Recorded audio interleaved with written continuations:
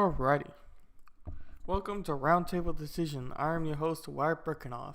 And for today's live stream, my main focus is to be on current events as a whole. So I haven't been able to make a lot of the smaller videos I've wanted to make for these topics. And some of these topics are very big, and topics, if you followed any sort of current events or current news, you are going to know about, such as George Floyd, Rayshard Brooks, the thing in Seattle, even though they changed their name 2 times already.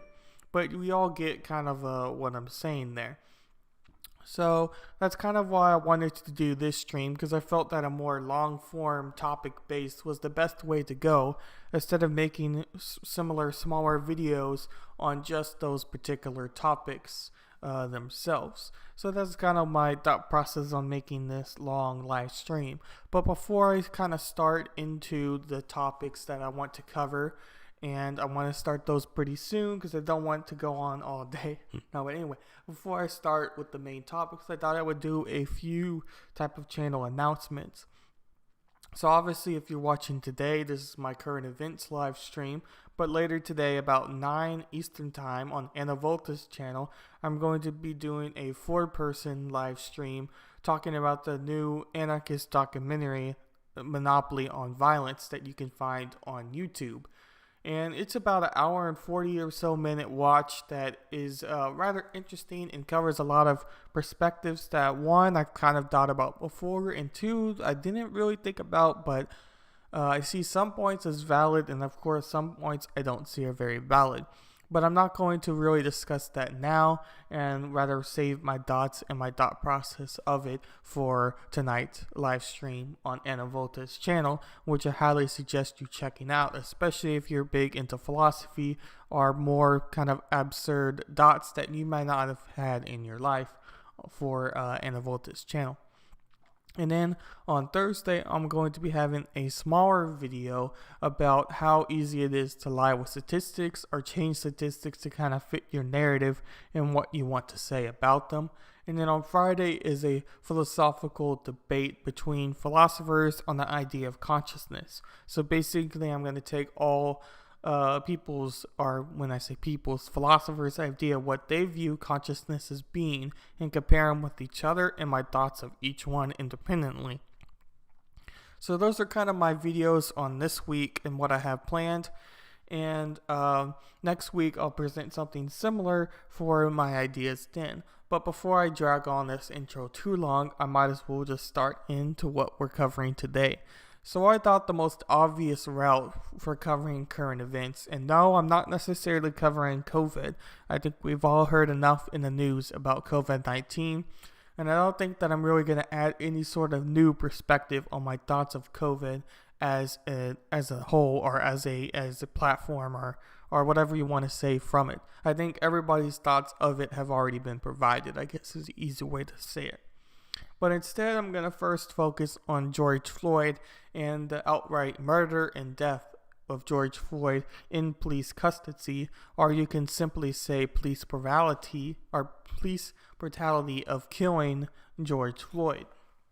And real quick, just my general thoughts before I get into the articles, as this topic has largely been covered by a lot of media sources and a lot of YouTubers that I trust, such as Matt Christensen and Actual Justice Warrior and others like them, and their thoughts from it. But it's something to keep in mind is the perspective of how it happened, when it happened, and who the person was. And those are kind of all perspectives that happen.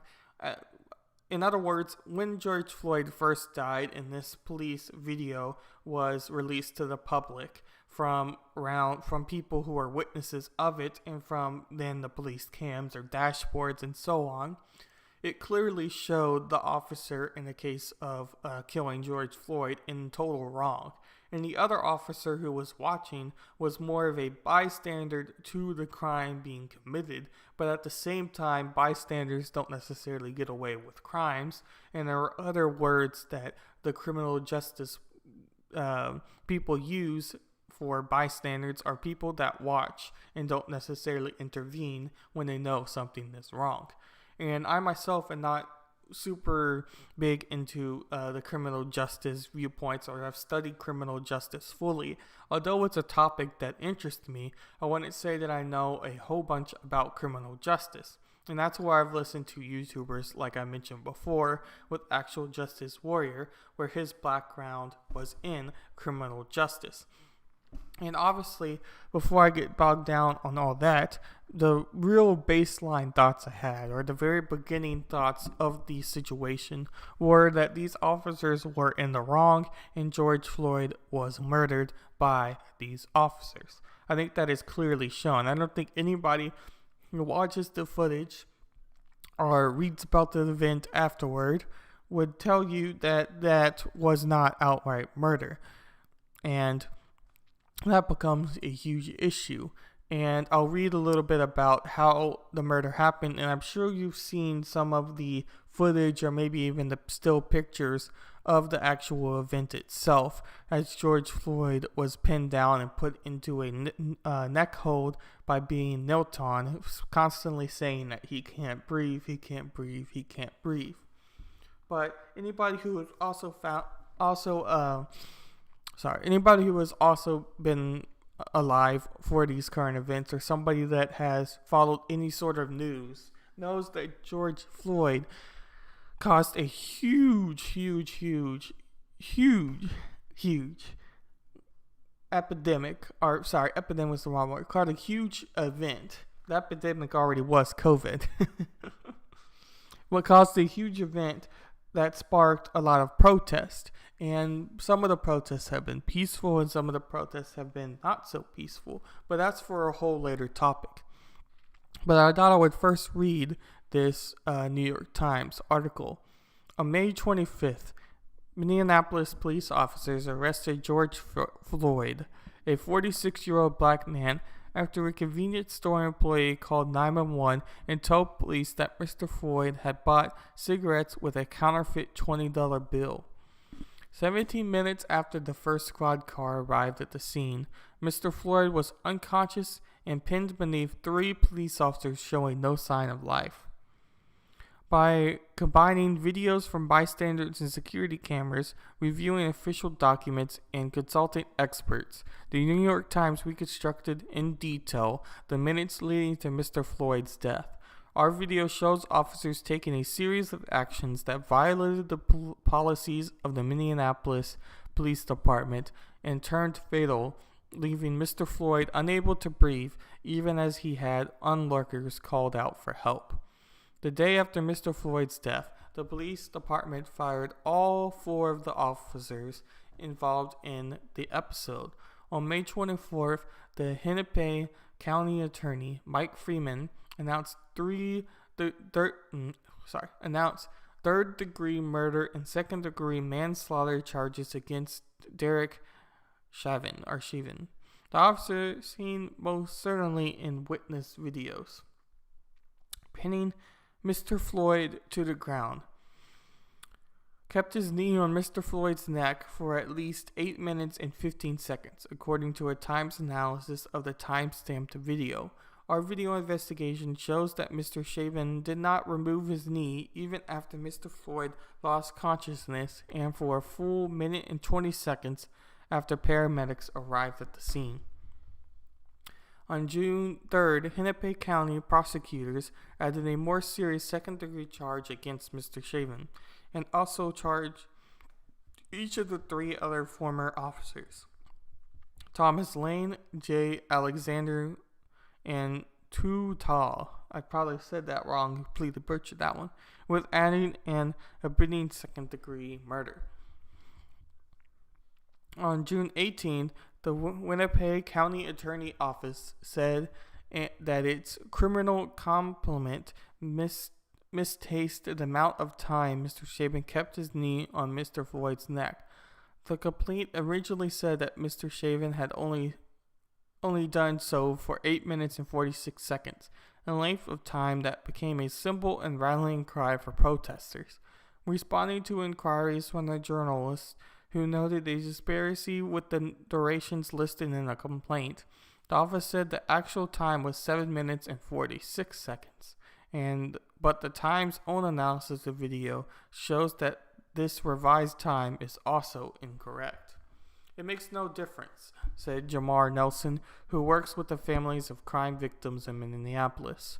"The bottom line is it was long enough to kill him and long enough to execute him." That is kind of the main point of the whole situation. And those that have followed George Floyd knows that that was done outright wrongly. And I don't think anybody is ever going to look at that footage and say that what Officer Shaven did was justable or good and should be repeated. I don't think that that's the case at all. And it was a pretty clear example of police brutality, as I'll go to my next article here.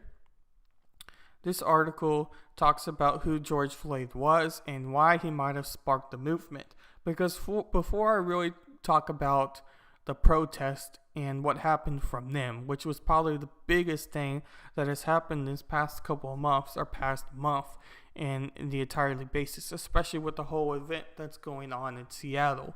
But I wanted to have at least one article kind of talk about who George Floyd was as a person, and then I'm going to have a later article that also kind of talks about George Floyd as a person, but in a little different perspective. Because somebody what starts a huge movement as this is going to have its pros and its cons.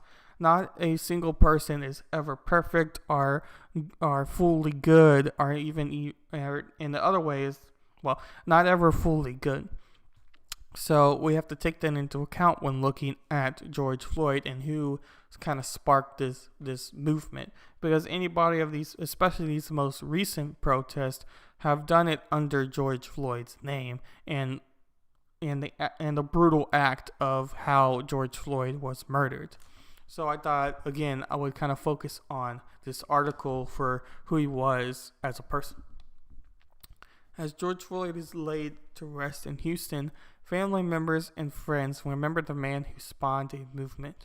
According to those who knew him, he was a man who drew people in with his kindness in the third ward of Houston, where he grew and everywhere else he went. Floyd was remembered by family members as a man everyone wanted to be around. For Illinois' Floyd, George's brother said he was like a general that everyone wanted to follow. Growing up in a single-parent household, Floyd was remembered as a loving, supportive, and guiding presence by his siblings at a memorial in Minneapolis last week. He was like a big brother who grew up in Houston, Terry Larson. I don't know if I said that. Terry is the younger brother of Utrice Larson, Floyd's friend and former football teammate.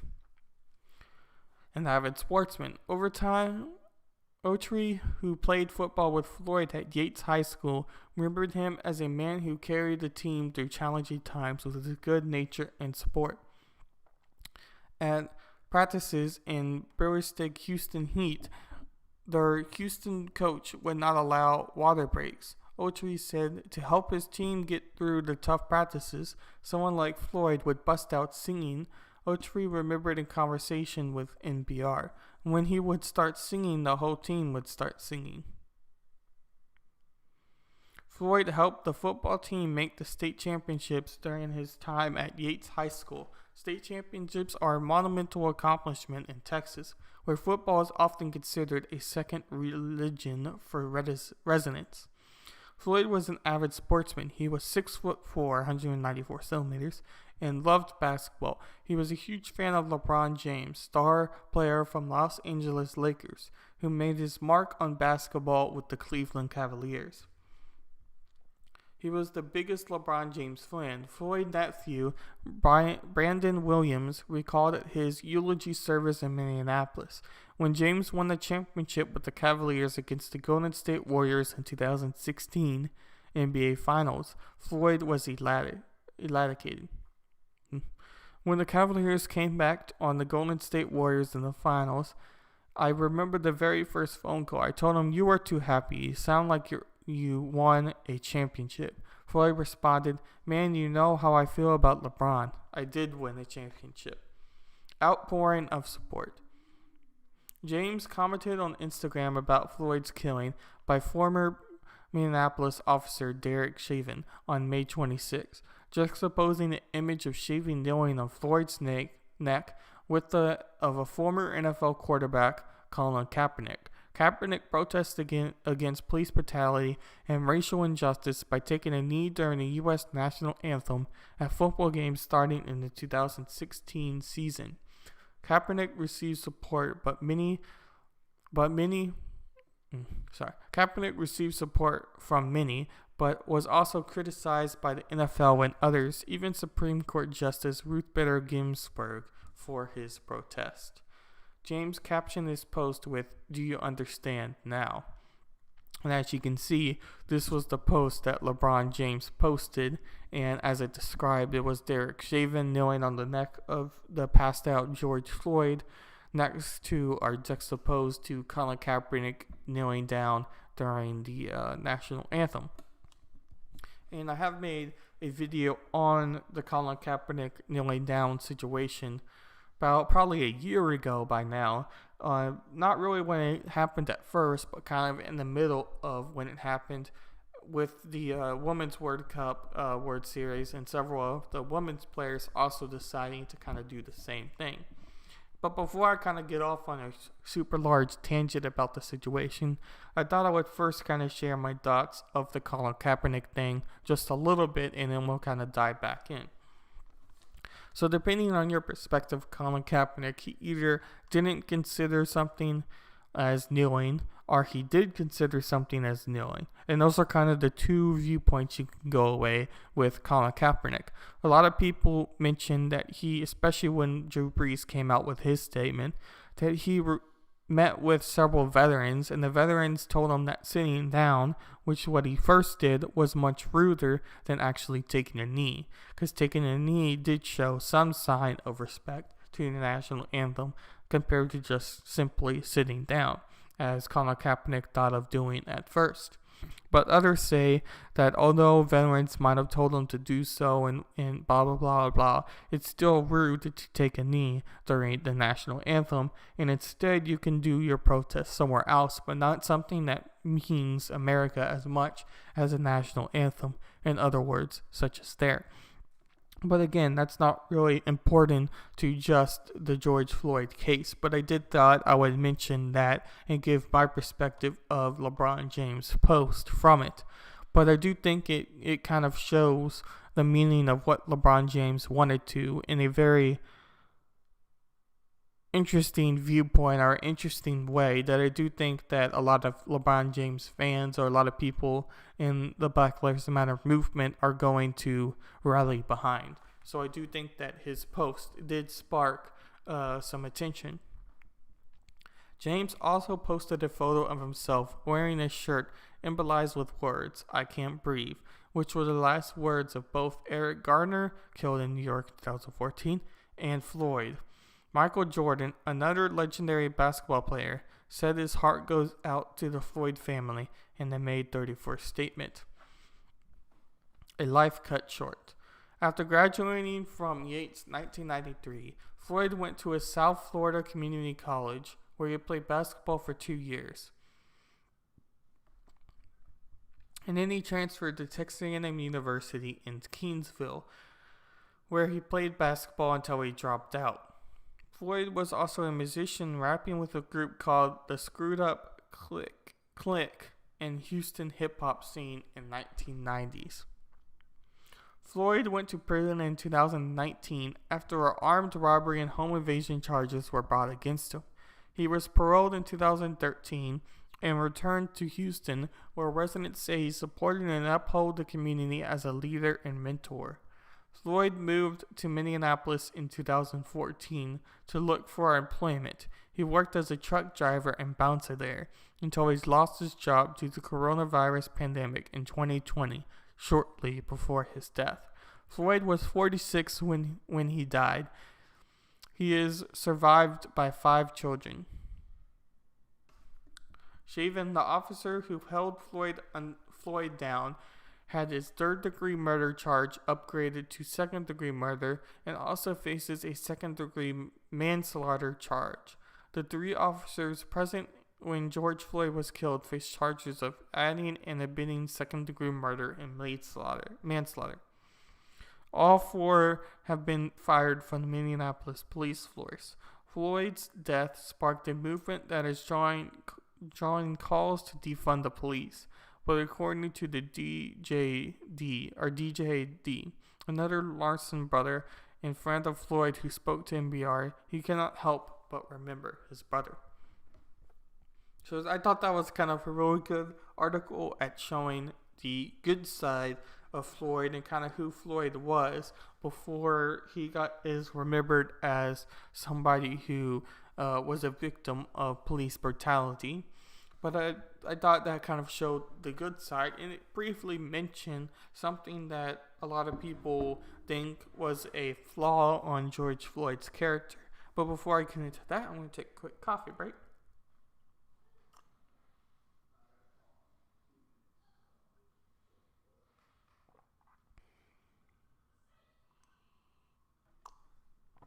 All right. Gotta love that radio silence. Okay. Come on. All right, there we go. Oh, no. Oh, shoot. Well, I'll go back to that one.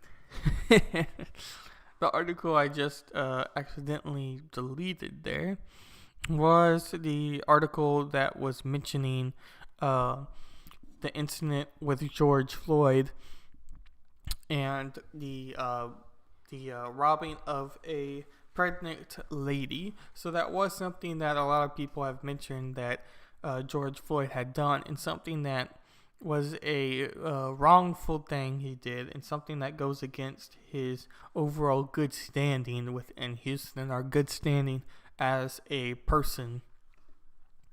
But I kind of wanted to briefly mention that article because I couldn't really, at least in my research, find a very credible source that was covering George Floyd and his extra activities within crime, and not so much within like his hip-hop career or basketball. And you kind of get what I'm saying there.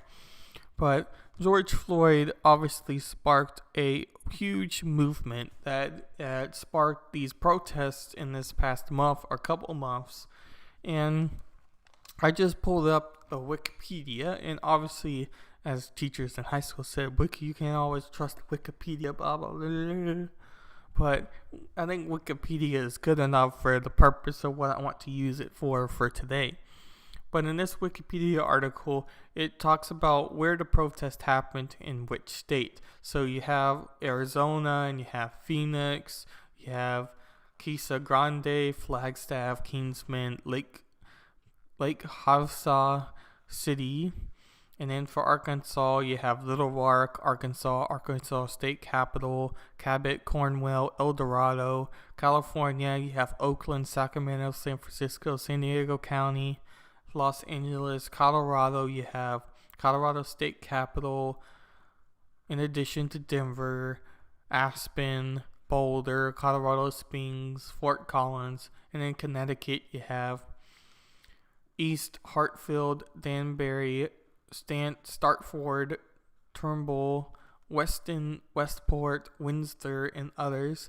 And then you have for Delaware, you have Georgetown, Middletown, Newark, Whippleton, District of Columbia. You have instances of tear gas being used in Washington, D.C. And then in Florida, you have Jacksonville, Miami, Tampa, West Palm Beach.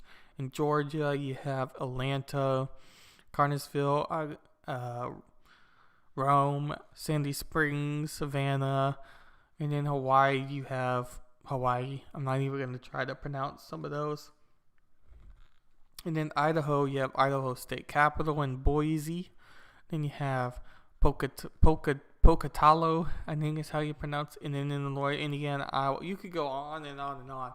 As you can see, if you're watching now, you have you have Wikipedia go in order, and it's all listed. But I'm still scrolling down from the top to the bottom on all the cities and states that have been affected, well, have had protests. I wouldn't even say been affected, because as I'm about to cover, not all of the protests have been deadly or have caused incidents to happen. I know in the case of Houston, Texas, they had a protest about midday a couple weeks ago where they all got onto the street where George Floyd lived on and had a prayer together, and they all did that peacefully for a couple hours, and there was no incidents of anyone getting injured or any sort of violence or police intervention in that way. And then I don't think I've heard anything about Houston having a violent protest so far, anyone being killed in Houston from a George Floyd protest, or at least a George Floyd protest. And I see Jimmy in. Welcome, Jimmy. And he says not all Wikipedia is true. As I was just saying, Wikipedia isn't necessarily a super reliable source, and that's why teachers in high school don't want you to use it. But it's a good place kind of to start and to get some information on. And I thought for the purpose of kind of showing where the protest happened, it was a good place to get some of the information on. So because of that, I picked Wikipedia for that, because it wasn't something I wanted to spend a whole lot of attention on. But the more broad perspective I wanted to have was, if you live in any sort of major city, you have most definitely probably had a protest for the Black Lives Matter movement, with George Floyd's name being surrounded with it this past couple months. But if you live in a smaller city, you might not have had a protest, but you know that a bigger city has. So basically, unless if you have lived under a rock, you probably somewhere near you have had a Black Lives Matter protest from the incident of the brutality for George Floyd.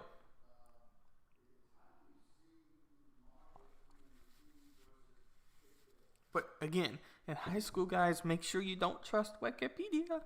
That was always kind of funny to me, because like I said, you can't necessarily use Wikipedia fully for your information, but Wikipedia is definitely a good place to start. And by the way, I love that these ads on this Google, because a lot of times I use Google for if I have a whole bunch of tabs, because it's easier for me to kind of direct myself as I'm going through the stream, but some of the ads are just funny. Anyway, going back to my topic here. So, this Fox News article kind of talks about more of the darker side of the protest. Because I guess I can give my perspective on the protest at first. I am very much for free speech and being allowed to do whatever you want to do, as long as it isn't killing somebody or doing harm or anything that is morally wrong in that perspective. And I don't think that I'm alone in this. Actually, I think I'm in very much the majority of believing that. So I am all for protests, and I'm definitely all for peaceful protests like we're done in Houston, with all being on the street and praying. Not that you have to pray, but a protest that kind of represents that. I know a lot of cities, along with George Floyd, would have their citizens of the protest or people kind of go on knees for as long as George Floyd was pinned under Shaven's knee and killed. And that was kind of a symbolic representation of what happened to George Floyd. And everyone doing it that's there, thousands of people or hundreds of people doing it just on a one street or one event, is a very powerful thing to do. And something that was very powerful, I guess is a good way to say. But then again, on the other side of that, I am not for protests that go violent or protests that look to harm people. And I know a lot of people, especially in my Freedom Scoop commentators, are talked about the protest and what happened with them in going violent. And I remember I had a conversation with Robert from Generational Gap, and he mentioned that he thought a lot of people outside from the cities were going in to protest. And the impact of people coming in from outside the cities is great, because those people aren't necessarily doing it for all good reasons. We all know about all the looting that happened in George Floyd's name, and I hesitate to even use his name, but these are what all the protests were called, George Floyd's protest. But I don't think that people are really taking George Floyd's motives or interest into hand. And off of memory, I remember Tim Pool, who is also a YouTube commentator, had an image on his Twitter where on one side it had a protester kind of dressed up and ready to, peacefully protest, had her mask because it was all during COVID, even though it's still COVID, but you get what I'm saying. And she was ready to go and had her sign for Black Lives Matter and other things. But next to the picture, it had her carrying a whole bunch of TVs with some other people. So she was obviously, her motive wasn't necessarily peacefully protesting using the Black Lives Matter movement as her aid, but rather looting and Target and trying to steal some TVs. So not everybody is doing it for entirely good reasons. And I don't think it takes a rocket scientist to realize that anybody who's looted under these protests and using George Floyd's name in that way are doing it wrongfully than someone who is actively doing it to try to change a movement, and someone that might believe that there is systemic racism, although that is a highly debatable topic, and I don't think that I necessarily believe that the police system or government system is systemically racist, but that's a whole debate you can have on a live stream like this one, but I'm not necessarily going to cover that in today's one. But long story short, you can use the movement like the Black Lives Matter and peacefully protesting with George Floyd in a real case of police brutality for something good instead of looting.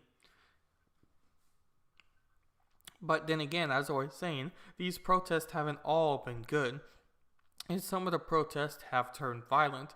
And these next two articles I have are some cases, and some of them share names, but of people who have died from these protests that were simply bystanders or maybe had a role in defending their property or something like that, as you'll see.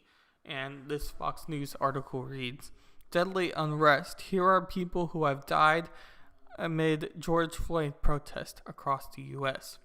Among these people killed as protest over the death of George Floyd have rolled American cities in the past weeks are retired police captain, a beloved owner of a barbecue restaurant, and a former star football player known as Mr. Indianapolis. As of Monday, an informal tally shows 17 people have died in incidents stemming from unrest following Floyd's May 25th death. Though details in some of the cases remain murky, Floyd, a black man who has been arrested, died after a white Minneapolis officer kneeled on his neck for more than 8 minutes. Ignoring his pleas that he couldn't breathe. Many of the people killed were black, compounding the tragedy for black communities. Here's a snapshot of those who have died. David Dorn. David Dorn, a 77-year-old retired St. Louis police captain, was shot and killed on June 2nd by looters who broke into a pawn shop. Dorn went to the pawn shop to check on a burglary alarm. The shooting apparently was streamed on Facebook Live, but has been taken down. It came on a violent night in St. Louis, which saw four officers shot, businesses burned and ransacked, and people pelleting officers with rocks hours following a peaceful protest. David McAtee, the 53-year-old owner of a barbecue restaurant, was shot and killed on June 1st in Louisville. Police and the National Guard troops were trying to clear a crowd when they heard gunshots and returned fire. The mayor fired the police chief after finding out officers did not turn on their body-worn cameras. State police and the U.S. attorney are also investigating. Chris Beatty, 38, who played football for Indiana University, also known as Mr. Indianapolis, was shot and killed on the street in downtown Indianapolis on May 30th during a protest. Cops haven't released information about Betty's death. Jerry Thomas Betty, nephew, says the family has told Betty was helping two women who were being mugged when he was shot, the Indianapolis Star reported. Doran Morell, and I apologize if I'm butchering any of their names, as I'm not super good with that type of stuff. But anyway, was fatally shot in Indianapolis the same night as Betty. Cops say the man who shot him, Tyler Newby, 29, told police the shooting happened after he and friend found a gas canister on the ground as they were walking around downtown after the protest. They said after picking it up, they were approached by a group of about 10 males who were asked them what they found. Let me try something.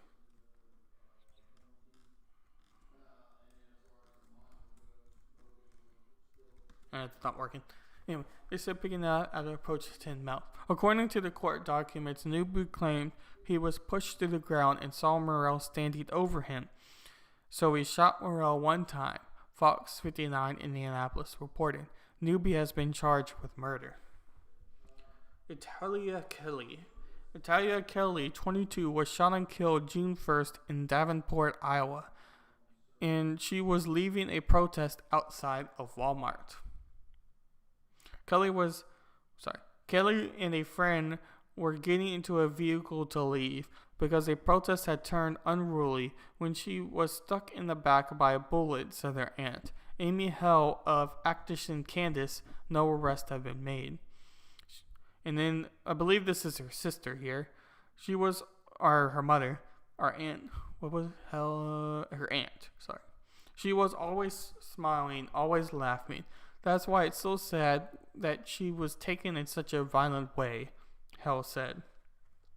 That is not Italia. She was bright, bubbly, big personality in the room. Marquise Toussaint was shot and killed in Davenport the same night as Kelly. He was found dead near where the police say one or more persons fired 13 shots at an unmarked police truck investigation. A suspicious car in an alley around 3 a.m., the Des Moines Register reported. An officer driving the truck was shot in the leg during the shootout, the rapper reported. Another officer in the truck returned fire. 6 men filed in the car were arrested after a high-speed chase. The paper reported police found numerous guns in their vehicle. Police later found Toussaint lying dead next to a vehicle at a shooting scene. Under his body, investigators said they found a semi-automatic handgun, according to the paper. Patrick Underwood, 53, a federal officer, died as he was providing security at a U.S. courthouse in Oakland. During a protest when someone fired shots from a vehicle, another officer was critically wounded. It was immediately clear if the drive-by shooting was related to the protest. Though the federal building glass doors were smashed and the front entrance was sprayed with anti-police graffiti, no one has been arrested. Underwood, who was also black, and the other officer were contracted security officers employed by the Department of Homeland Security, Federal Protective Services. They were monitoring a nearby protest. Calvin Norton Jr., a 43-year-old black man, was fatally shot outside a Minneapolis pawn shop on May 27th, 2 days after Floyd's death. The 59-year-old owner was later blocked into a jail on suspicion of murder and then released as the investigation continues, the Minneapolis Star-Tribune reported. James Sherlock, a 22-year-old black man, was killed Saturday after authorities said he was tossed with the owner of 2 downtown bars. Surveillance video of the strip of bars shows a group of people, including Sherlock, approach a white bar owner, Jake Gardner. 2 people showed Gardner to the ground and he fired shots in the air. Seconds later, Sherlock is seen jumping on Garner, who then fires the gun over his shoulder, striking Sherlock. Authorities have declined to press charges in the death, calling the shooting self-defense, but Garner could still face misdemeanor gun charges because his concealed carry permit for the gun had expired, the police chief said. Prosecutors also want grand jury to review case. Javar Harrell, a 21-year-old man, was killed in downtown Detroit on June 5th after someone fired shots into a vehicle during a protest. According to a police report, Harrell of East Point, Michigan, was sitting in the driver's seat of a car in a parking lot with two others when someone opened fire and then ran away. Detroit police have released photos of Harrell's suspected killer, a man in a surgical mask and a dark hooded sweater. Betty Perkins III. Betty Perkins III, 29, of St. Louis, was killed May 30th after climbing between two trailers of a FedEx truck during an interstate protest near downtown St. Louis. Local media reported that the driver had been stopped by protesters and then took off. Several people began removing items from one of the trailers. Lawyers for the Perkins family said he was peacefully protesting Floyd's death and was not looting. We offer sincerest I keep getting my words twisted. We offer sincerest condolences to the family of the individuals involved, FedEx said in a statement. There is no higher priority for FedEx than safety, and we are cooperating fully with the investigation of authorities at this time.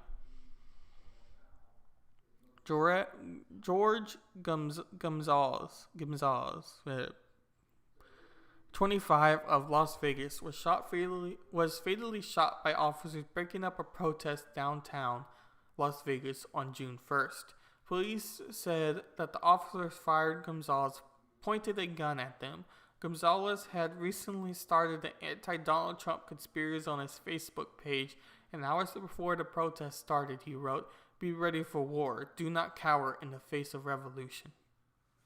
Jose Gutierrez. Again, I apologize if I'm butchering these names. Jose Gutierrez, 28, of Chicago, was fatally shot during the unrest following a protest in Sicario, June 1st. He was shot as police were breaking into businesses in the neighborhood and taking whatever they could carry, police said. They said Gonzalez was a bystander, not involved in any looting.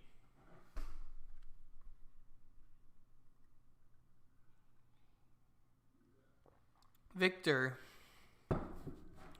was fatally shot near a grocery store in Sicario the same night as Gutierrez. In a separate incident, Victor was from Sicario. Man, that's hard to say. Marvin Francis was shot and killed May 31st after a protest in Kansas City.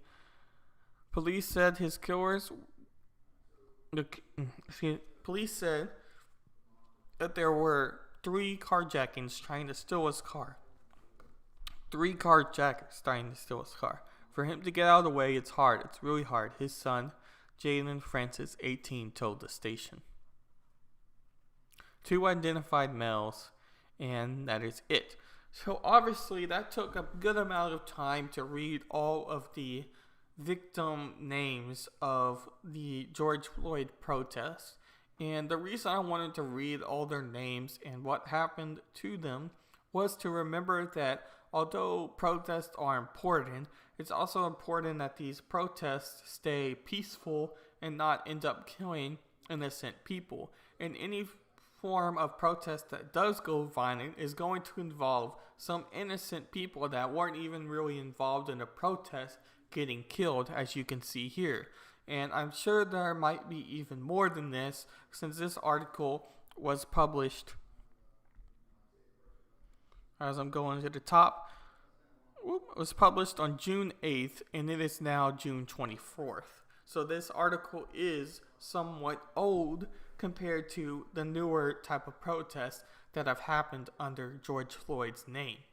And those who have followed these protests or know anything much about them know that a lot of times the protests during the morning were actual people that wanted to protest for good using George Floyd's name.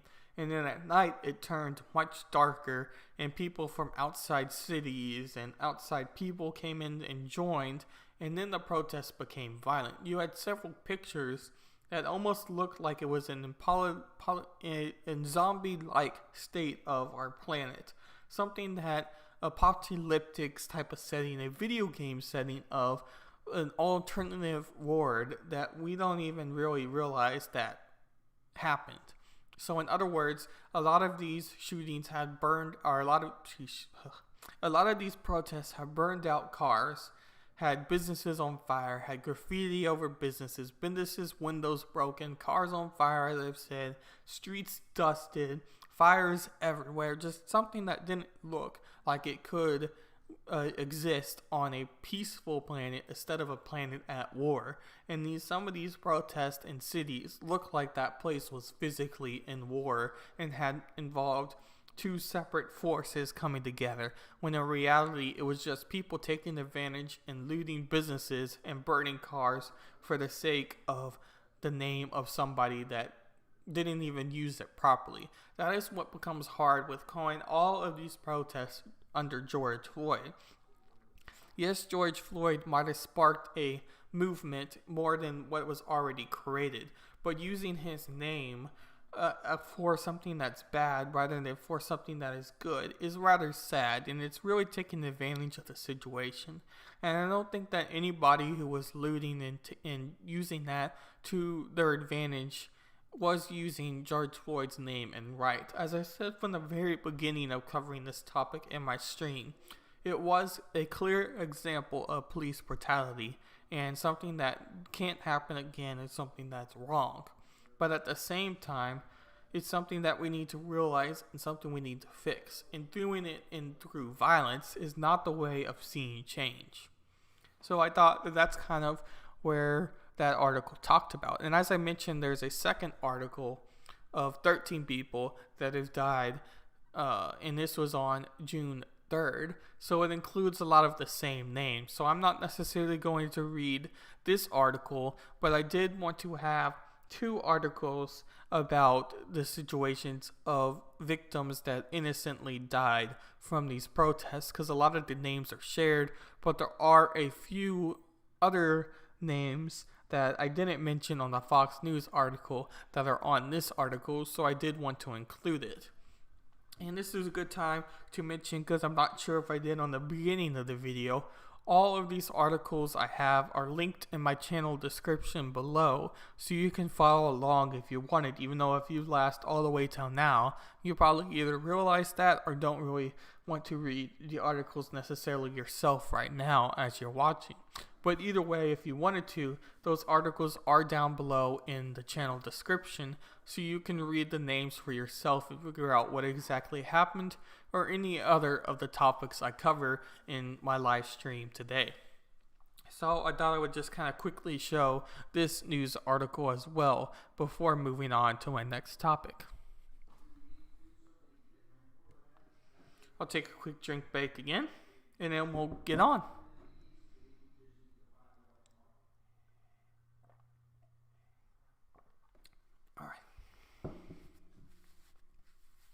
So Chaz or Chop in Seattle was a big example of an event I wanted to cover in a smaller video, but I figured I would just kind of put it into today's channel topic. And just a quick side note, I do plan to use some of these segments of this live stream for smaller videos just to have some more daily content for those that don't necessarily want to watch a full hour something long stream and instead want to watch a couple of minutes, or when I say a couple of minutes, more like 15 minutes on a issue rather than a whole stream, as I just mentioned. So because of that, anyway, I'm going to have some more videos breaking down these topics. So I'm still going to kind of cover this topic as a smaller video, but it's going to be this video here. So again, you have the whole situation with Chomp or Chaz in Seattle, and the whole thing is rather interesting. I don't think I ever foresaw something like this happening, at least when what I was thinking. A lot of people might have saw it coming who were kind of anarchists or could see something like this in a more liberal type of government such as Seattle happening or California. But I kind of first thought when I was thinking about how I wanted to cover this topic, as it's somewhat later than the couple of weeks that it's been happening. I think it's been a month now, maybe 2 weeks and some change of time since the first kind of article of this came out. But at the time, the Seattle mayor didn't really want to disband, Jenny Durkin is her name, didn't want to disband this new city or this new platform or this new autonomous state or autonomous city or however you want to call it. And I guess I'll read this article and talk about it. But before I do that, I just kind of wanted to briefly mention my thoughts on it. So as I was just saying, I didn't really see this idea being something that would happen during my lifetime with Chopper Chaz. But the Seattle mayor, Durkin, was wanting to give this community, I guess you could say, a chance. And this community, through its sort of leadership, and as you'll see an example, they do have a leader or somebody they kind of view as their leader, even though they don't necessarily have leaders. And what I mean by that is he's kind of the guy what kind of created this movement or created Chomp or Chaz, but he's not necessarily a full-on leader of the movement or leader of this city. They don't necessarily have that hierarchical structure that we normally think of. But they were creating walls and borders and positions, and I heard from somebody, although I don't have this article and it could be wrong, and I would love if someone were to watch it and tell me if it is wrong, because again I haven't completely fact checked it myself. But I've heard that they were even charging people to enter in and charging whites to pay anytime they saw a black or a black wanted to pay them $10 for just the sake of that, since black justice was one of the main topics of forming this Chomp or Chaz. And I remember hearing that and thinking that that's a little crazy, and I didn't really think much about Chomp or Chaz. But then a couple of days later, I was watching Matt Christensen's live stream, the first time I really heard about Chomp or Chaz, and I was thinking, wow, that is just crazy that something like this could happen. And the fact that the Seattle mayor is letting this happen, or at least turning a blind eye to Chomp or Chaz, because a lot of these local residents couldn't even get in to their place of residence, such as if they had a house within this district or this precinct, they couldn't even get into it without having to go through their security of Chaz, which is rather ironic, because part of the reason of creating Chomp or Chaz was the fact that they didn't want to have borders, and they wanted a society that wasn't necessarily lawless, but didn't have the laws of a modern society such as any other city outside of Chomp or Chaz. But one of the biggest things about that was that the Seattle mayor, a couple days ago, before I really even heard about it or anything like that, ordered the police from that precinct to leave their precinct. So basically there was no police to control the situation on Chomp or Chaz. And anybody who knows anything about human nature or how politics works, even through creating a society that Chomp or Chaz wanted to create, knows that it's only a matter of time before something bad is going to happen. And then something bad did happen, and I'm going to cover that shortly. But I first wanted to kind of mention the background and backstory of the whole thing. So when I was thinking again, where I wanted to kind of start my video, I thought I would start with the most recent news from Chomp or Chaz when I'm making this live stream on Wednesday. But then I'm going to go to the incident that I think sparked this change, or at least this different perspective from the Seattle mayor. Seattle Mayor Jenny Durkan said Monday that the Seattle Police Department will be returning to its abandoned East Precinct building peacefully in the near future, following the weekend in which 3 people were shot at the edges of the protest area that has emerged during the building. Durkan said that the city would attempt to phase down nightmare activity in the Capitol Hill organized protest area known as CHOP, or earlier as Chaz, but would not be using police to clear the zone. Rather, Durkan said that they would ask people to leave the area vulnerability at night, offering resources for homeless people and working with the community groups to try to cajole people to leave the area, where dozens of tenants have sprouted up in recent weeks, along with couches, guerrilla gardens, and graffiti. It's time for people to go home. It's time for us to restore Cal Anderson in the Capitol Hill so that it's a vibrant part of the community, Durkan said. The impacts on the businesses and residents to the community are now too much. Shifting the protest away from evening hours, minor changes sought by some protesters themselves.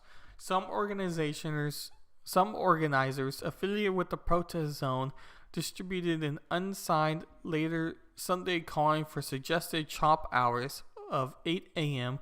to 8 p.m. to encourage the area to stop being chaotic. Immobilized zone in the overnight hours. Through their plan called for some people to remain through the night. Durkan said that the police chief Cameron Best, at a news conference, offered no specific timeline for returning to the East Precinct, but said it would be done in a phased way. Protesters have largely blocked law enforcement from the area found around the East Pine Street and Cal Anderson Park for the last 2 weeks, in protest against police brutality and systemic racism. But questions around maintaining public safety in the area were heightened after the weekend's shooting. Haros Lorzando Anderson, a 19-year-old who went by his middle name, died from a gunshot wounds early Saturday, and a 33-year-old man was taken to Harpico Medical Center with life-threatening injuries. Late Sunday, a 17-year-old boy was taken to Harpico with a gunshot wound in his arm, police said, and was treated and released. When police responded to Saturday night shooting, they were met with a hostile crowd and told that Anderson had already been taken to the hospital in a private vehicle. On Monday, Best seemed to pin blame for Anderson's death on the Seattle City Council, which last week passed a ban to use tear gas and similar munitions by police, even though the law has not yet gone into effect. A life might have been saved if not for the circumstances created by hasty legislation, Best said. Right now, what officers have is their riot batons and their handguns, and that is not sufficient. Councilman Lisa Harlold, chair of the Public Safety and Human Services Committee, said she didn't understand how tear gas would have helped with the situation Saturday. They were presumably there to facilitate the fire department efforts to receive the victim, Harlold said, so why would you need to use tear gas in that situation?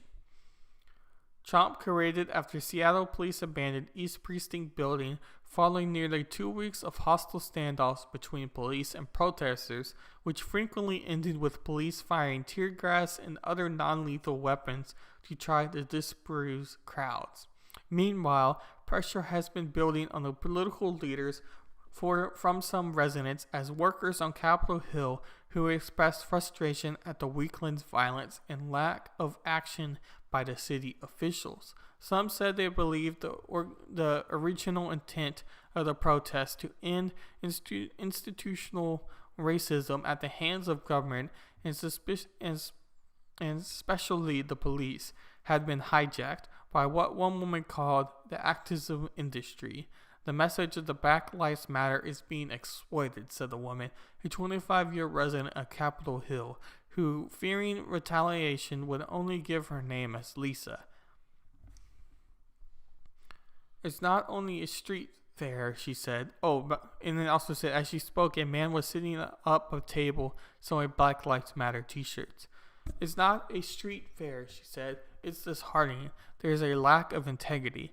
A free meal program that has been operated for 35 years from Center Lutheran Church across the street from Cal Anderson has moved because of Chomp, according to Jeff Wilcott, Executive Director of Community Launch on Capitol Hill. He stressed that he's not speaking on behalf of the church, Wilcott said, has been participating in the meals drop. About a third of his guests stopped coming to his meals when campers began setting up tents in Cal Anderson Park, he said.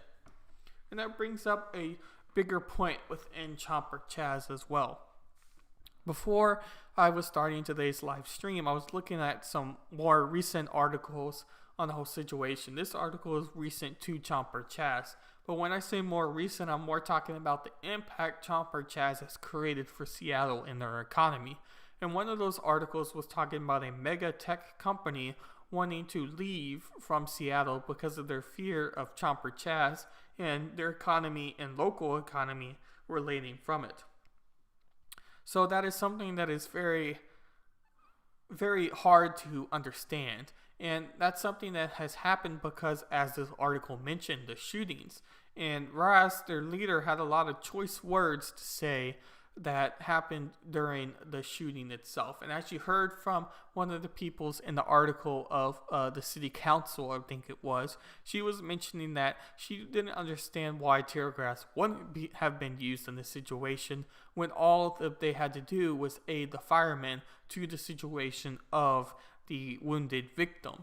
And I'll go to this clip here to kind of demonstrate what type of attitude they were met with when approaching the situation.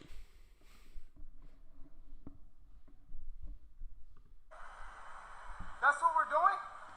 You guys could be saving this man's life right now. But instead of doing that, you're going to wait here. You guys are that afraid? There's no way. There's no way. There's no way. There's no way they're that afraid to not save this man's life. There's no way. There's no way this...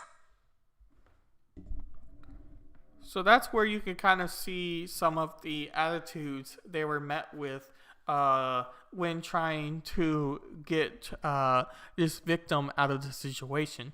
Because as mentioned on Matt Christensen's channel last week, so the second week of covering the news on Chomper Chaz, it was mentioned that the only way the police are, in this case, the ambulance, could get to aid this victim was when they had the chance to get in safely. Because the whole point of aiding this victim is to get in and get out as fast and as safe as possible.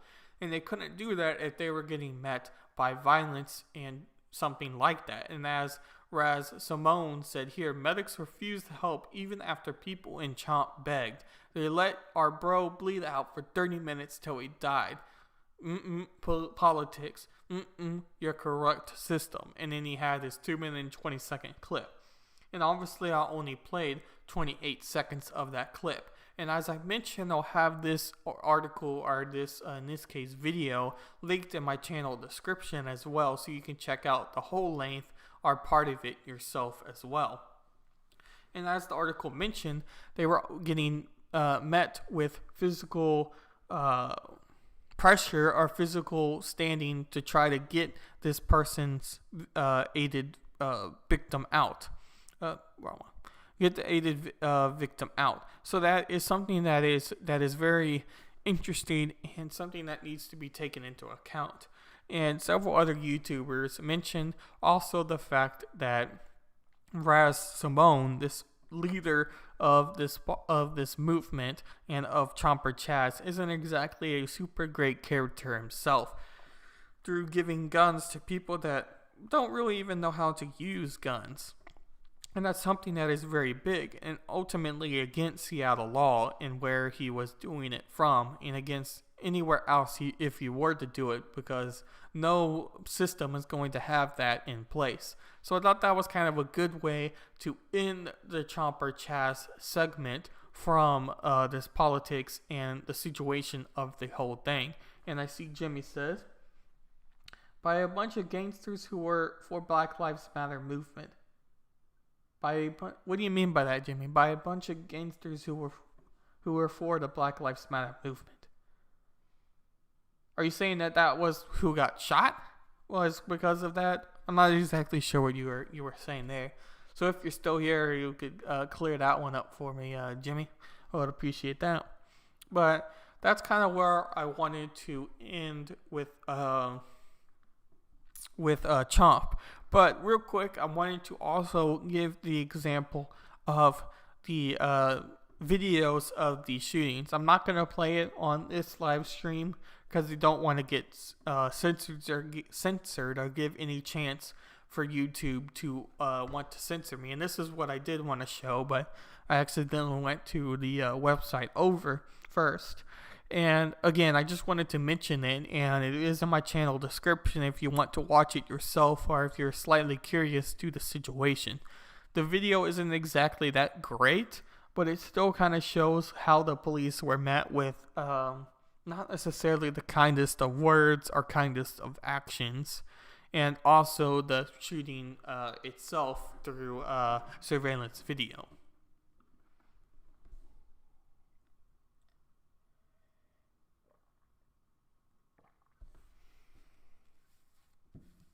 Okay. The coffee's starting to get cold. Okay.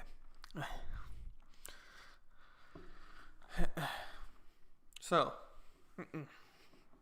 my next topic is more of a recent news story and something that is rather interesting and has a lot of layers. And I didn't necessarily see when I first saw the surveillance videos go to where it is going, at least in the most recent example of how this timeline is getting formed.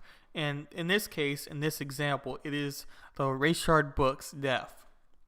And those that don't know about Rayshard Brooks, he was essentially drunk while in his car on a Wendy's drive-through parking lot. And as you could see from the surveillance videos I'm about to show, he was on a standstill with his car, so cars were having to go around him through making their drive-through orders and such.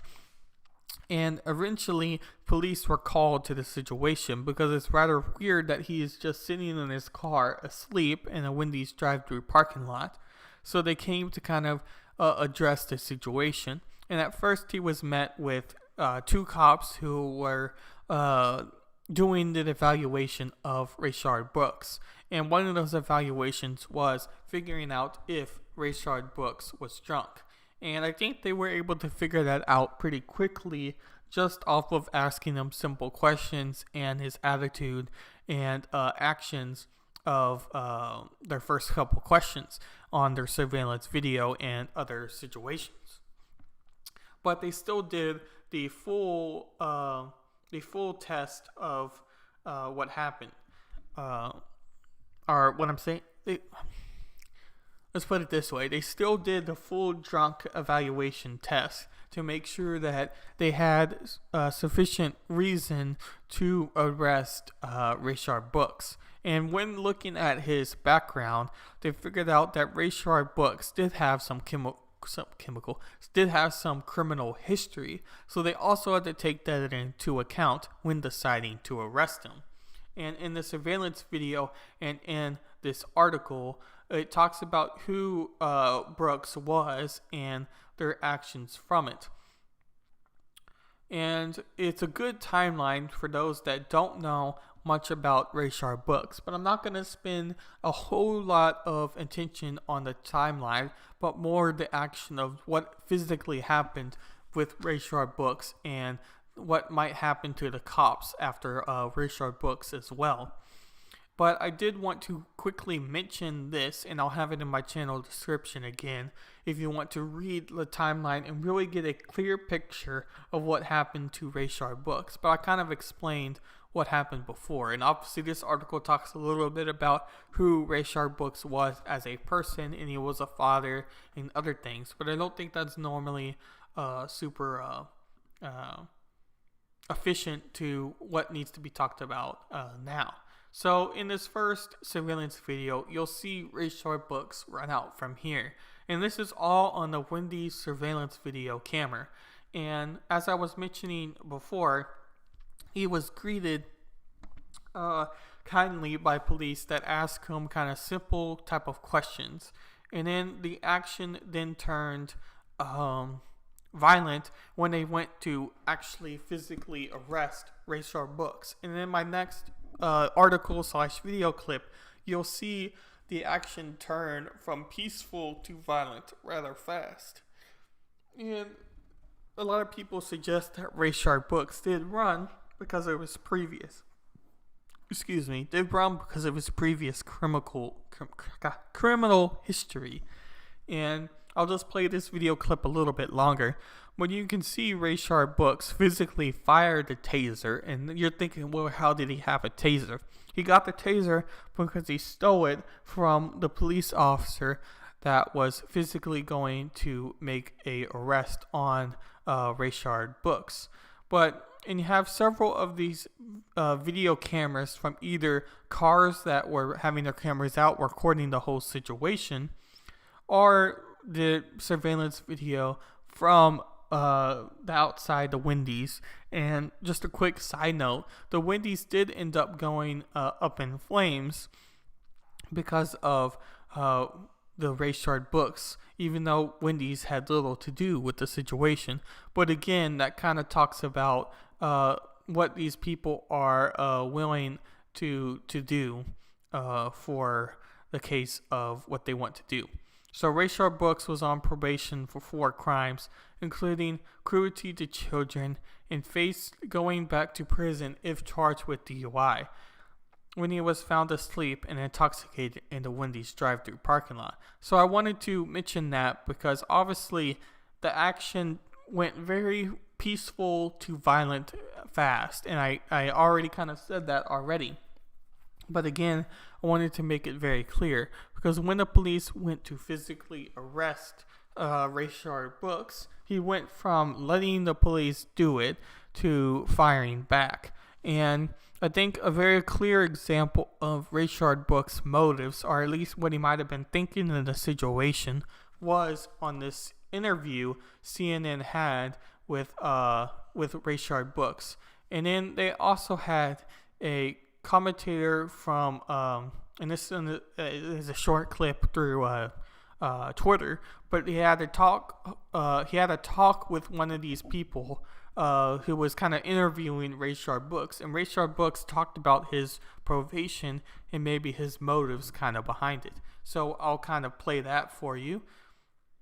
Okay, well, I'm Rayshard Brooks, 27 years of age, have 3 kids, I'm happily married, and, as you were saying, I want to piggyback on the monitors and actually how the system is working. It's basically, stereotyping, Right. Like I said, I have a job, absolutely, I'm a full-time carpenter, so, as of now, I'm waiting for probation to give me a interstate compact for my probation, but as I said, they're not moving for me. Right. I'm on their time, so okay, well, I'm Rayshard Brooks.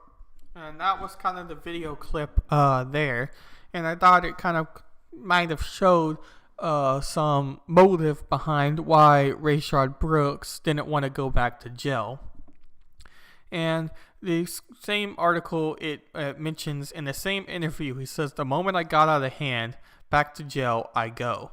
And that's kind of what he talks about. And that was the clip that Matt Christensen played on his channel that I found as well when thinking about this situation. And that's a rather interesting thing to determine intent. And as you might see later in just a bit about the police getting charged in Rayshard Book's case, the DA seems to think that intent doesn't necessarily, that intent means a lot more than other situations. And that's something that is rather interesting to think about, because intent does mean a lot. So a lot of people, especially more on the conservative leaning side, think that Rayshard Brooks wanted to fight back because this was his only chance of not going back to jail. And back to jail was something he didn't want to do 100%. So he did absolutely everything not to go back to jail. But before I do that, I wanted to go back to the one article and show the case of Rayshard Brooks going from innocent to peaceful. And we don't need volume here. I loaded these clips earlier, but some of them and through Google take a long time to load. So that is fun. So I'll try this one in a little bit here and go back to it, and hopefully it'll play then.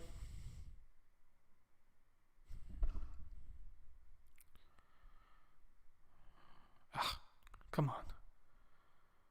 Okay, well, I'll go back to it.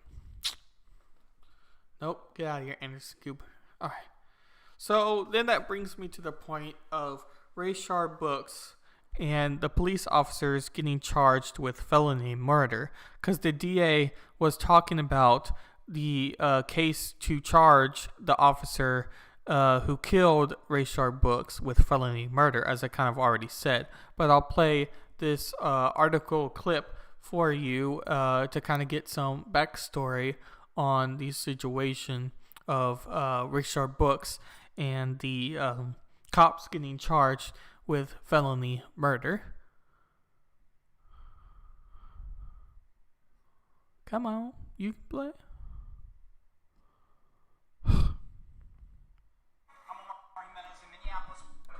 I'm in downtown Miami. In the city of Philadelphia. In Dallas, Washington, D.C. In Atlanta, Georgia. Louisville, Kentucky. Los Angeles. New York City. And this. This is CNN. So these are the charges that we have had filed today, signed by one of our Superior Court judges. These are the 11 charges against Officer Roth. The first charge is felony murder. This is the death that is as a result of a underlying felony, and in this case, the underlying felony is aggravated assault with a deadly weapon, and the possible sentences for a felony murder conviction would be life without parole, or the death penalty. Now, he's also charged in the arrest warrant with aggravated assault with a deadly weapon, and this is a count charging him for the shooting of Mr. Brooks, and the possible sentence for aggravated assault is 1 to 20 years. The third aggravated assault account is for the shooting towards or in the direction of Mr. Melvin Evans. Mr. Evans was the person who was seated in the car. If we have a picture of this. So he later goes on to talk about certain situations within the Rayshard Brooks case, such as the officer going to physically kick Rayshard Brooks when he was already been shot, instead of administering first aid. And that was something in this picture here, and that was something that got a lot of backlash against the DA, because several other smaller YouTubers such as Actual Justice Warrior and Matt Christensen that I've mentioned already in this live stream and in this video now are incidents of that event not actually really happening, in case the officer was reaching for his walkie-talkie for his radio, and kicking, the action of kicking wasn't actual kick. It was rolling the Rayshard Brooks over to administer first aid. And according to Actual Justice Warrior, that is actual method toward making sure to check on a victim using your foot instead of anything else, because you're uncertain of the damage that has been caused after administering the first aid. So you're addressing the situation before you go down to administer first aid. And something that is very important when doing first aid, because first aid does take a lot of attention to details and a situation that is happening in front of you instead of just a situation elsewhere. And anybody who's covered first aid, even if it's through Boy Scouts and others, has kind of talked about how addressing a situation is one of the key steps of administrating first aid. And instead of kind of really talking about those topics, I would suggest, if you're interested in that particular example of the Rayshard Brooks case, to check out Matt Christensen's Our Actual Justice video on Rayshard Brooks, because I think that they demonstrate the purpose of what the cop was doing very well compared to what I can do. But if you don't really want to go back and watch their videos, I'll give a quick summary of what happened. Essentially, when Rayshard Brooks went for the taser of the officer and stole it and ran, the officers then went to charge after Rayshard Brooks to then arrest him again, you would say. When Rayshard Brooks then fired the taser back at the officer, this was a fire of a deadly weapon, and the officers took that as an immediate threat as it went over the face of the officer, or over the head of the officer. And because of that, the officer then fired. And the officer then fired and wounded / killed Rayshard Brooks at the time. But he didn't know that Rayshard Brooks would necessarily die. So after he fired his weapon, he then ran to administer first aid. And he first did that by radioing other cops and ambulances and other immediate first responders to the situation of what happened through reaching for his walkie-talkie or radio. And through by his action of reaching for the walkie-talkie or radio, he went to roll over Rayshard Brooks to look at the wound and administer first aid to Rayshard. And by doing that, he demonstrated all of the actions that a police officer should have in a situation like this, as Rayshard Brooks was the one to instigate force through resisting arrest and then firing of a deadly weapon through a taser. And Matt Christensen in his video, and Actual Justice, I believe, also mentioned that a couple weeks ago, before this event, the active DA who you see making this presentation also mentioned that the use of a taser was a deadly weapon. So that's something that through firing of the taser would be considered, one, a threat, and one, an action of violence towards the officer, instigating a use of self-defense to be something that is valid and something that can be done. So Actual Justice Warrior Matt Christensen and myself all kind of believe that what the officers did was nothing really wrong, but could have been a better situation if maybe a couple other things went right. But the object of hindsight, or hindsight being used for any situation, is something that I think a lot of people would like to have, and we don't have for the case, if that makes any sense. So that is kind of all I wanted to talk about with Rayshard Brooks himself. But the officers getting charged for felony murder and other things, and 11 other charges against officers, and then other charges against the other officers through bystanders and not the officer that physically shot a weapon to kill Rayshard Brooks.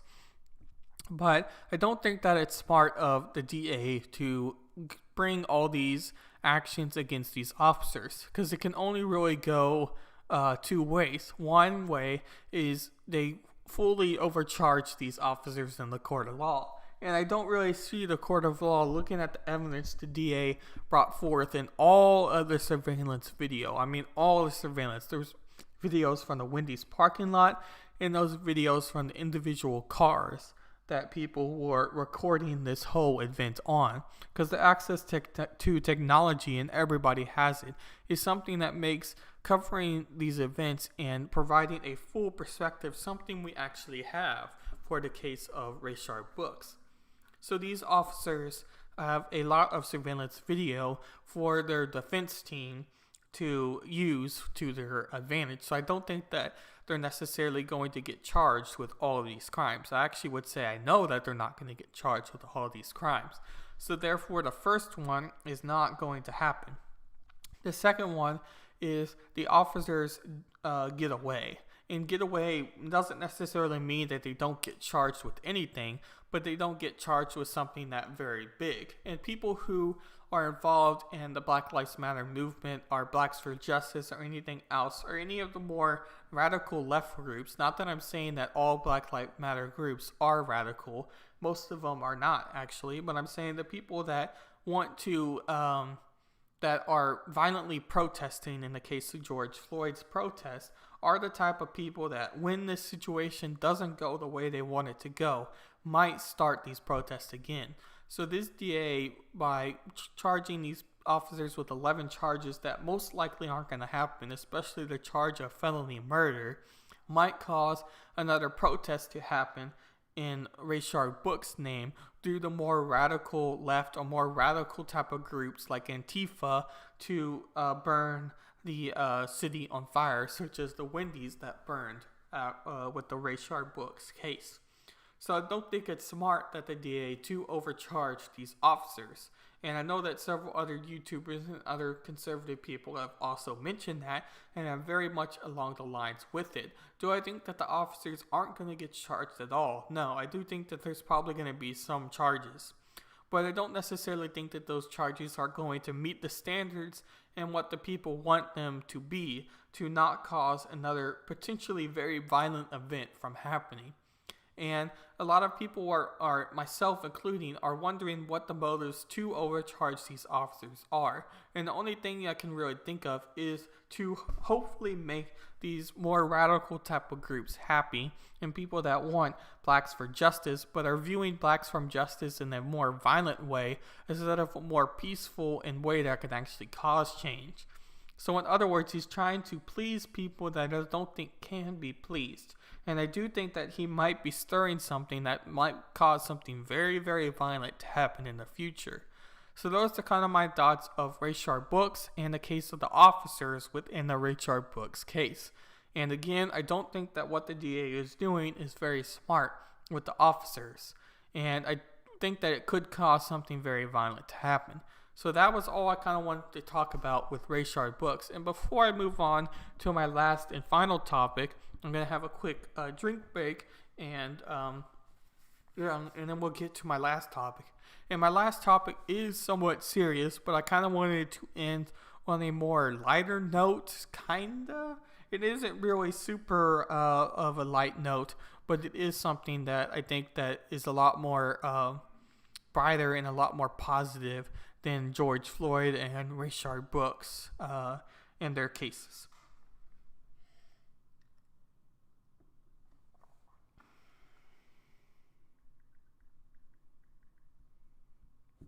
Alright, let's see.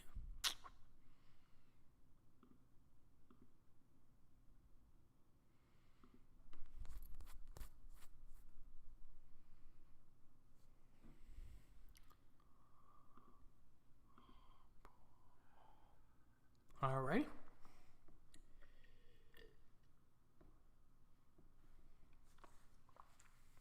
Cold coffee. It's not even iced coffee. You gotta have at least iced coffee if it's cold. Alright.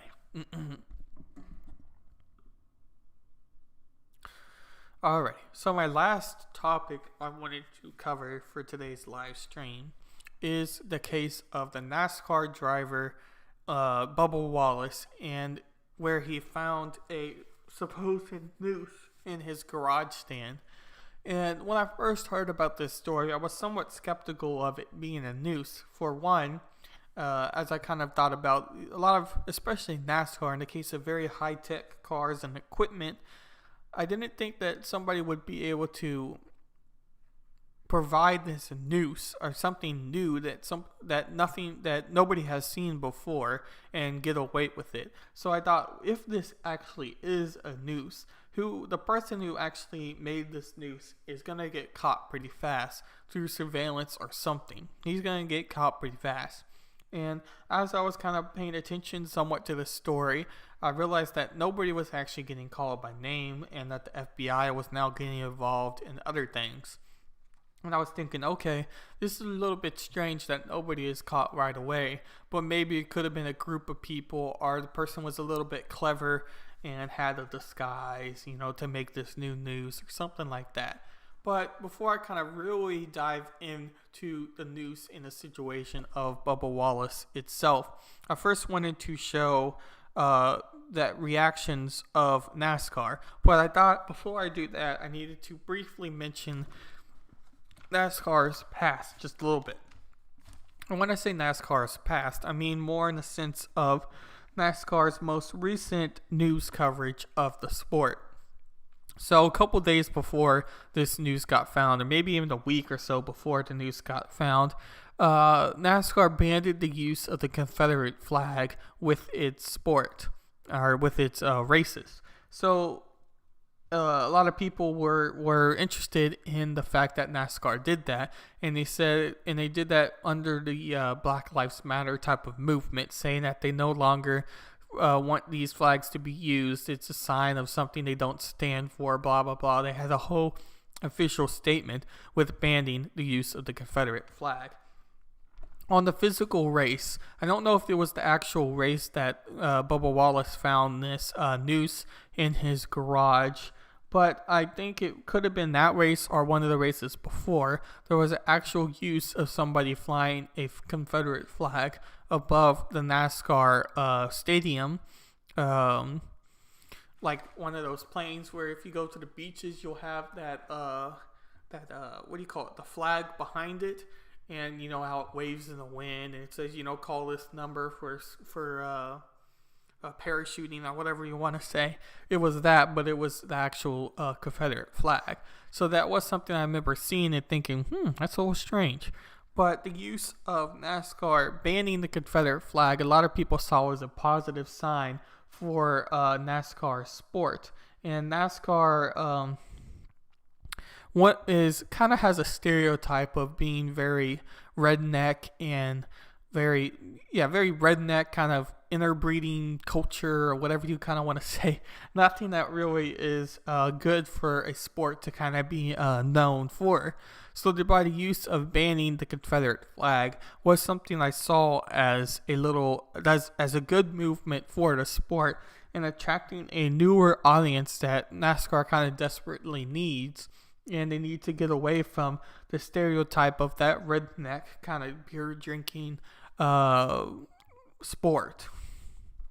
So this event of the noose came out with Bubba Wallace's garage, and that was something, again, as I mentioned, my first skepticism of the situation. But I was thinking, I wonder how NASCAR is going to embrace this idea and embrace it in a way that they counteract this aggressive movement.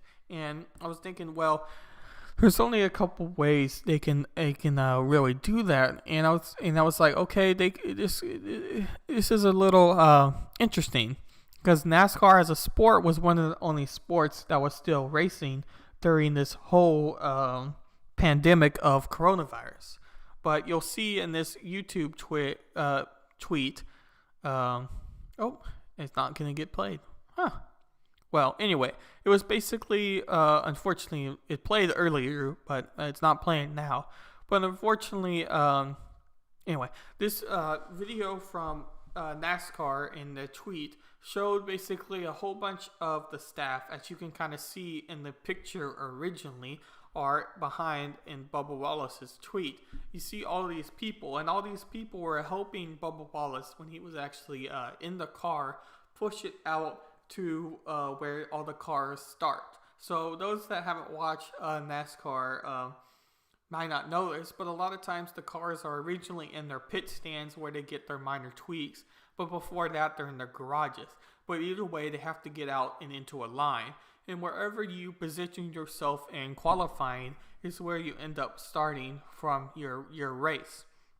And you do this by pushing out your car. You don't people normally don't really push out with that much people, just a couple of people from the pit stands or other things.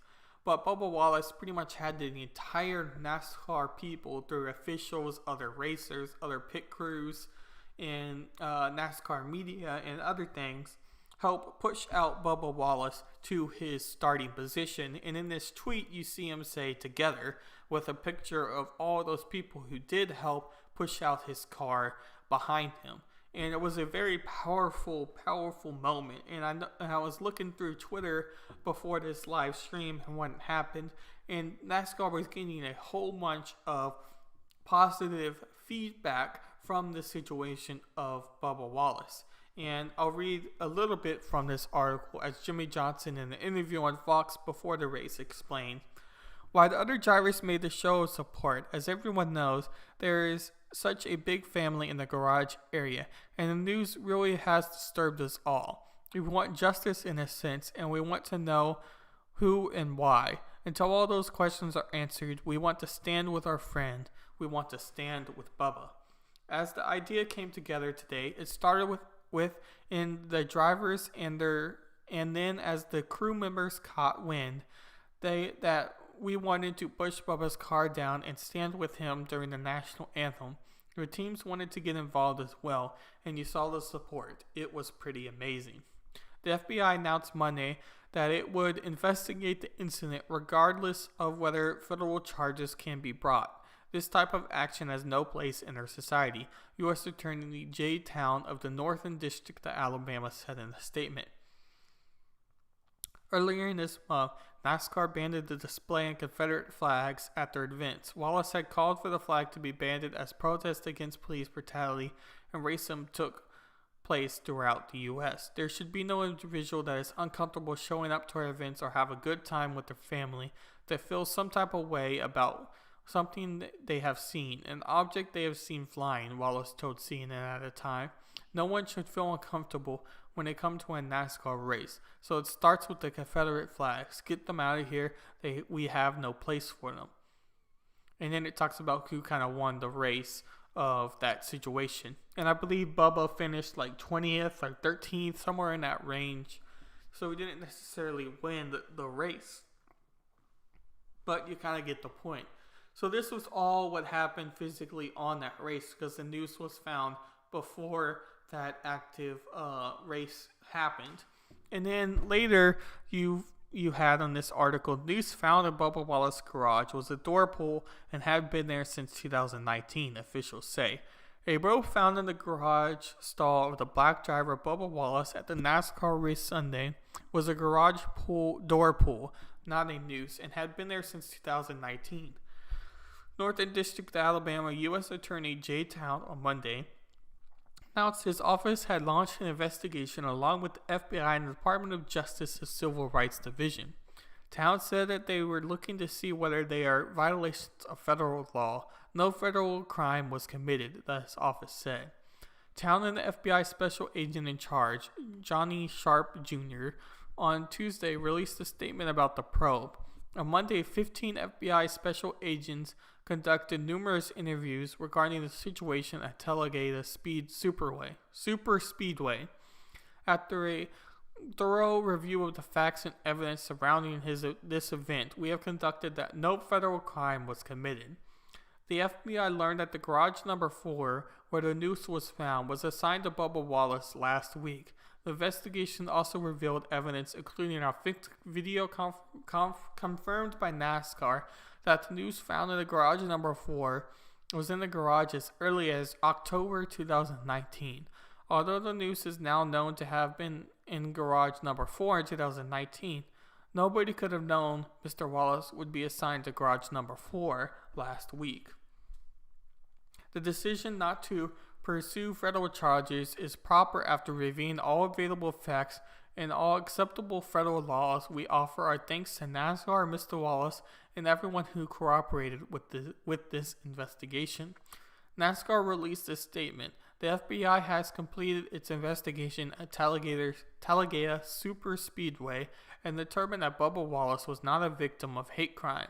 The FBI report concludes the photographic evidence confirms that the garage door pull rope fashioned like a noose had been positioned there as early as last fall. This was obviously well before the 43 team arrival at the garage and assignment. We appreciate the FBI's quick and thorough investigation, and we are thankful to learn that this was not an intentional racist act against Bubba.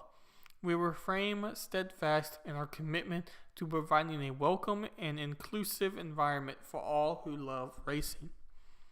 The discovery of the rope announced by NASCAR Sunday night came less than 2 weeks after Wallace successfully pushed the Stock Car Racing Series to ban the Confederate flag and its track and facilities.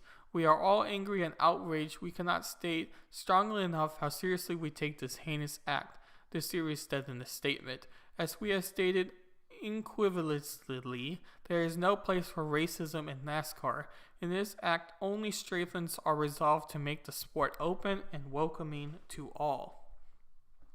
FBI agents went to the track Monday to interview anyone who was in the infield Sunday. We are angry and outraged and cannot state strongly enough how seriously we take this heinous act, the series said in a statement.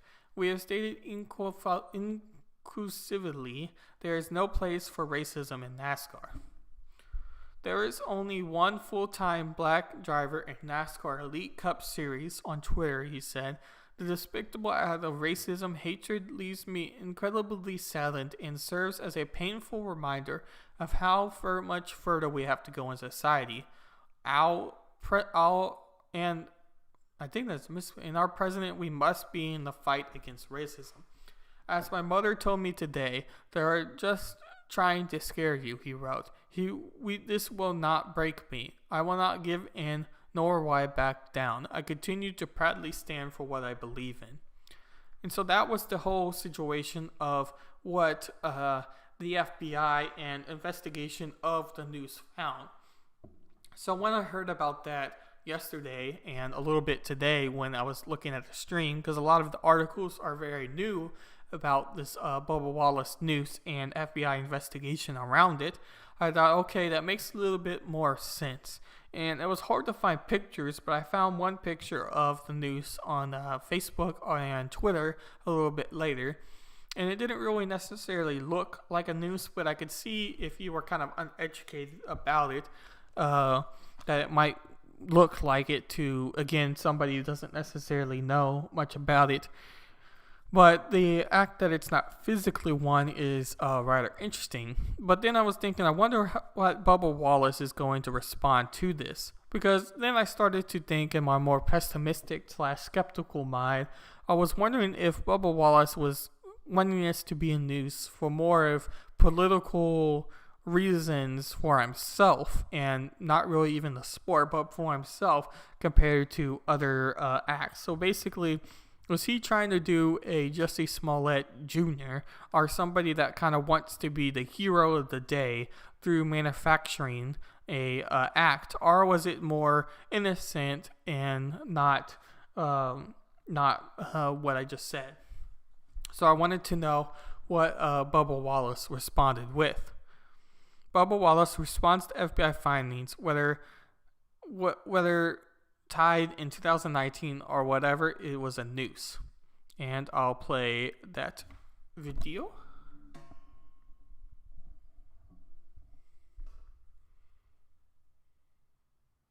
Join Anderson Cooper and Dr. Sanjay Gupta I hate these live apps. for a new Are these CNN global town hall on the coronavirus pandemic. We're determined to keep bringing you as much knowledge as we can. Coronavirus, Facts and Fears, live tomorrow at 8 Eastern. The reports about a news came on the same day, so this is why you can understand somewhat what happened.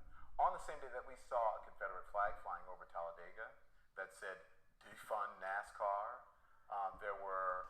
people had flags on their trucks and on their cars, and they were across the street, as I understand from the race. Do you think the controversy over that flag issue affected the response to this incident? I think. I mean, we were worried about